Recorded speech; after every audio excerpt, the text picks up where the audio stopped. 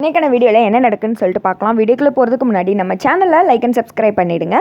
First சீனில் வந்துட்டு அறிவை பிடிச்சி வெங்கடேஷ் திட்டிகிட்டு இருக்காங்க. அந்த சீன் தான் காமிச்சிட்டு இருக்காங்க. நான் பைக்கில் கூப்பிட்டா வர மாட்டேக்கா, ஊர் மேயவரை கூட பைக்கில் கூப்பிட்டா அவ்வாட்டுக்கு வந்து பல்ல இழிச்சுக்கிட்டு இறங்குற அப்படின்னு சொல்ல, இங்கே பாருங்க பிரதர், நீங்கள் பேசுகிறது ரொம்ப தப்பாக இருக்குது அப்படின்னு சொல்ல, என்னது பிரதரா, நீ என்ன என் கூட பிறந்தவனாடா, எந்த பொறுக்கியோ என்ன வந்துட்டு பிரதருன்னு கூப்பிட்டுருக்க, இங்கே பாரு அன்னைக்கு ஸ்கூலில் வந்து என் மேலே கை வச்ச பார்த்தியா, அப்போயே உன்னை சுண்டு விடுறதுக்கு ரொம்ப நேரம் ஆகாது, பரவாயில்ல ரத்னா இருக்காளேன்னு சொல்லிட்டு அமைதியாக இருந்தா என்ன ரொம்ப ஓவராக தான் போய்கிட்டு இருக்க அப்படின்னு சொல்ல, நீங்கள் பண்ணுறது ரொம்ப தப்பாக இருக்குது, என் சட்டையை இப்படி பிடிக்கிறதெல்லாம் அவங்க பார்த்தாங்கன்னு வச்சுக்கோங்க, கூட கொஞ்சம் தான் உங்களுக்கு பிரச்சனையாகும். அது மட்டும் இல்லாமல் அவங்களுக்கு உங்களை பிடிக்கலைன்னா பிடிக்க வைக்கிற மாதிரி நடந்துக்கோங்க, வற்புறுத்தக்கூடாது, அவங்க மனசில் தானாக இடம் பிடிக்கணும். அதை விட்டுட்டு இந்த மாதிரிலாம் பண்ணிட்டு இருந்தீங்கன்னா ஒன்றும் பிரயோஜனம் இல்லை, கடைசி வரைக்கும் நீங்கள் இப்படி திண்ணையில தான் உட்காந்துட்டு இருக்கணும் அப்படின்னு சொல்ல, டேய் நீ என்னடா சொல்கிறது, அவன் என் பொண்டாட்டிடா, நான் கூப்பிட்டா அவள் எங்கே வேணால் வரணும், அதை விட்டுட்டு உன் கூட சுற்றிட்டு அடைஞ்சா என்ன அர்த்தம் அப்படின்னு சொல்ல, எங்களுக்குள்ள தப்பான எந்த ஒரு அர்த்தமும் கிடையாது, அவங்களுக்கும் நாங்களும் பழகிறது சின்ன வயசில் இருந்த ஒரு ஃப்ரெண்ட்ஷிப்பை கணக்கில் வச்சு தான். ஆனால் நீங்கள் தான் தப்பாக நினைக்கிறீங்க. முதல்ல உங்கள் மனசில் இருக்கிற அந்த எண்ணத்தை தூக்கி போடுங்க, அப்போனா தான் ரத்னா டீச்சரோட உங்கள் கூட சந்தோஷமாக சேர்ந்து வாழ்வாங்க. அதை விட்டுட்டு நீங்கள் இப்படியே பண்ணிட்டு இருந்தீங்கன்னா கடைசி வரைக்கும் உங்களுக்கும் அவங்களுக்கும் வந்துட்டு ஒன்றுமே செட் ஆகாது. நீங்கள் இப்படியே தனிமரமாக தான் நிற்கணும், பார்த்து நடந்துக்கோங்க, வரட்டா, இப்படிலாம் இனிமேல் பண்ணிகிட்டு இருக்காதீங்க அவ்வளோதான் அப்படின்னு சொல்லிட்டு அறிவு அங்கேருந்து கிளம்பிடுச்சு. இவெல்லாம் நமக்கு அட்வைஸ் பண்ணுற மாதிரி ஆயிடுச்சு அப்படின்னு சொல்லிட்டு வெங்கடேஷ் வந்துட்டு கோவத்தில் இருக்காங்க. அடுத்த சைடு சவுந்தரபாணி அவங்க வீட்டில் தான் காமிச்சிட்டு இருக்காங்க. சிவபாலன் மேலே ஏறி ஃபேன் க்ளீன் பண்ணிட்டு இருக்க, கீழே பாக்கி அவங்க அந்த ஏணியை பிடிச்சிட்டு இருக்காங்க. டேய் நல்லா க்ளீன் பண்ணிடா, அதுக்கடுத்து இந்த சோப்பு தண்ணியை வச்சு க்ளீன் பண்ணினேன் அப்படின்னு சொல்ல, அம்மா நீ தொணன்னு சொல்லாதம்மா, நான் க்ளீன் பண்ணிக்கிறேம்மா அப்படின்னு சொல்கிறாங்க சிவபாலன். அதுக்கு இவங்க சொல்கிறாங்க, இல்லைடா உனக்கு பரிச்சைன்னு சொன்னேன், ஏதோ கொஸ்டின் அனுப்பிச்சி விடுவாங்க உட்காந்து எழுதணும்னு சொன்னேன்ல, அதனால ஓ நல்லதுக்கு தாண்டி தான் சொல்கிறேன் அப்படின்னு சொல்ல, அதை நான் எப்போ வேணால் டைமிங் செட் பண்ணி எழுதிக்கிறேம்மா, முதல்ல நான் இந்த வேலையை முடிக்கணும் அவ்வளோதானே, நீ அமைதியாரு, நான் கண்டிப்பாக முடிச்சிடுவேன் அப்படின்னு சொல்லிட்டு இருக்க, அப்படியா அப்படின்னு சொல்லிட்டு அந்த இடத்துக்கு வீரா வர்றாங்க. என்னடி இதுக்கு ஆள் நடமாட்டெல்லாம் புதுசாக தெரியுது அப்படின்னு சொல்ல, என் அத்தையை பார்க்க நான் என்ன சொல்லிக்கிட்டு தான் வரணுமா அப்படின்னு சொல்ல, சேச்சா அதெல்லாம் இல்லை, அம்மா எதுக்கு வந்த அப்படின்னு கேட்க, இந்த ப்ளவுஸ் தைக்க கொடுத்துருந்தேயாமே இப்படி இசைக்கு அக்கா தான் பார்த்து சரி பண்ணி வாங்கிட்டு உங்ககிட்ட வந்து கொடுக்க சொன்னா, சரியாக இருக்கான்னு போட்டு பாரு அப்படின்னு சொல்ல, ஏன் அது அவளே வந்து கொடுக்க மாட்டாளோ அப்படின்னு சொன்னதுமே, என்னம்மா பேசிகிட்டு இருக்க நீ, மதனிக்கு அங்கே கடையில் வேலை இருக்கும்ல அப்படின்னு சொல்ல, ஆமாம் பொல்லாத கடை, சரி என் மருமக தானே வாங்கிட்டு வந்திருக்கா, அதெல்லாம் சரியாக அளவு பார்த்து தான் வாங்கிட்டு வருவா, இசைக்கு வேலையில் ஒரு குறை சொல்ல முடியாது அப்படின்னு சொல்ல, நான் போய் உனக்கு காப்பி தண்ணி போட்டு வரேன், நீ இந்த ஏணியை மட்டும் பிடிச்சிக்கோ அப்படின்னு சொல்லிட்டு வீராவை அந்த இடத்துல விட்டு போக, சிவபாலன் வீராவும் அப்படியே ஒருத்தங்க பார்த்துட்டே இருக்காங்க.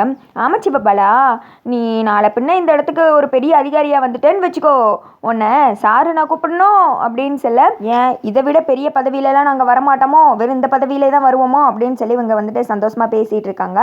அப்போ வந்துட்டு திடீர்னு அவங்க கண்ணில் தூசி விழுந்துருது. வேமா சிவபாலன் எழுந்திரிச்சு கண்ணில் வந்துட்டு தூசியை ஊதி விட்டுட்டு இருக்காங்க. வீரா வந்துட்டு அப்படியே சிவபாலனே மெய் மறந்து பார்த்துட்டு இருக்காங்க. ரெண்டு பேத்துக்கு காதல் ஸ்டார்டடோ இப்படின்னு தான் இருக்குது.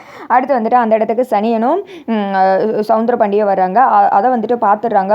ஐயா நீங்கள் அந்த இசைக்கியை துரத்தணும்னு சொல்லிட்டு பேசிகிட்டு இருக்கீங்க உங்கள் பையன் வாழ்க்கையில் இருந்தால், ஆனால் இங்கே உங்களுக்கு ரெண்டாவது மருமக ரெடி ஆகிட்டா, அதான் அந்த குடும்பத்தில் இருந்தே அப்படின்னு சொல்லி சவுந்தரபாண்டி இதை பார்த்து ஷாக் ஆகி, இன்னைக்கு விட மாட்டேன்டா நான் அப்படின்னு சொல்லிட்டு வர்ற வழியில் அந்த சோப்பு தண்ணி கலக்கி வச்சுருக்காங்கல்ல, அதில் வந்துட்டு தட்டி விழுந்துடுறாங்க. ஒரே வலிக்கு கீழே கிடக்க, அதை பார்த்து இவங்க வந்துட்டு ரெண்டு பேரும் சிரிச்சிட்டு இருக்காங்க. பாக்கி வந்துட்டு வேகமாக ஓடி வர்றாங்க. என்னாச்சு அப்படின்னு சொல்லிட்டு பார்க்கறதுக்காக.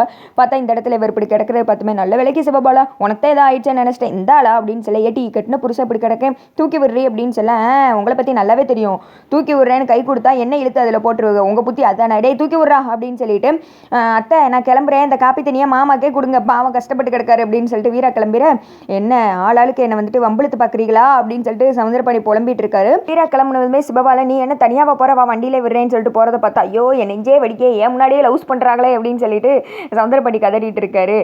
அதுக்கடுத்து சனியன்ட்ட சொல்கிறாரு, இவங்க ரெண்டு பேரும் இந்த இடத்துல இப்படி பண்ணுவாங்க, நான் அதை வந்து பார்க்கணும்னு கடவுள் எழுதி வச்சிருக்காளே, கடவுள் ஏன் பக்கம் தான் இவங்களை சேரவே விட மாட்டேன் அப்படின்னு சொல்லிட்டு புலம்பிட்டு இருக்க.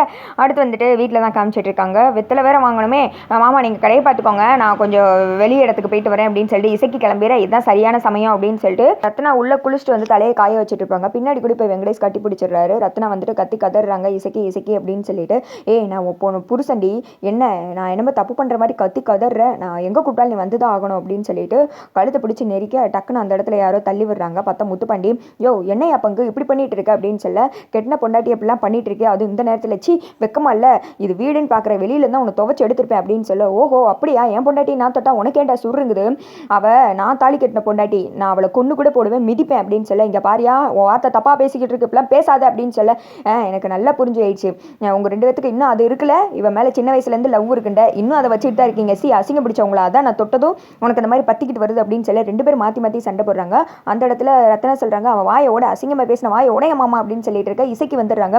ஐயோ அப்படின்னு சொல்லிட்டு 2 பேர்த்தையும் பிரித்து விட, வெங்கடேஷ் வந்துட்டு ஒன்று இந்த வீட்டில் நீ இருக்கணும் நான் இருக்கணும் அப்படின்னு சொல்லிட்டு வெளில போயிடுறாங்க. ரத்னாவும் அழுதுகிட்டே உள்ளே போயிடுறாங்க. இசைக்கு வந்துட்டு என்ன மாமா ஆச்சு, 2 பேரும் ஒற்றுமையாக தானே இருந்தீங்க அப்படின்னு சொல்ல, அவன் பண்ணதுக்கு ச்சே அப்படின்னு சொல்லிட்டு கோவமாக இருக்கு, மாமா உங்களை பார்க்கவே பயமாக இருக்குது, என்னாச்சு மாமா அப்படின்னு கேட்க, உள்ளே வர ரத்னா கிட்ட தப்பாக நடந்துட்டு இருக்க பார்க்காண்டி அப்படின்னு சொல்ல, இந்த நேரத்துலையா அப்படின்னு சொல்லிட்டு இசைக்கு ஷாக் ஆகுறாங்க. ஆமாம் பாவம் அவள் கூனி குறுகி போயிட்டா, அசிங்கமாக வேற பேசுகிறான் அப்படின்னு சொல்ல, எடுவிட்ட பையன் அவளை போய் விளக்க மாத்திரே அடிக்கேன் அப்படின்னு சொல்லிட்டு இசைக்கு கோவமாக போக, அதோட பார்த்தீங்கன்னா வீடியோ வந்துட்டு முடிஞ்சிடுது.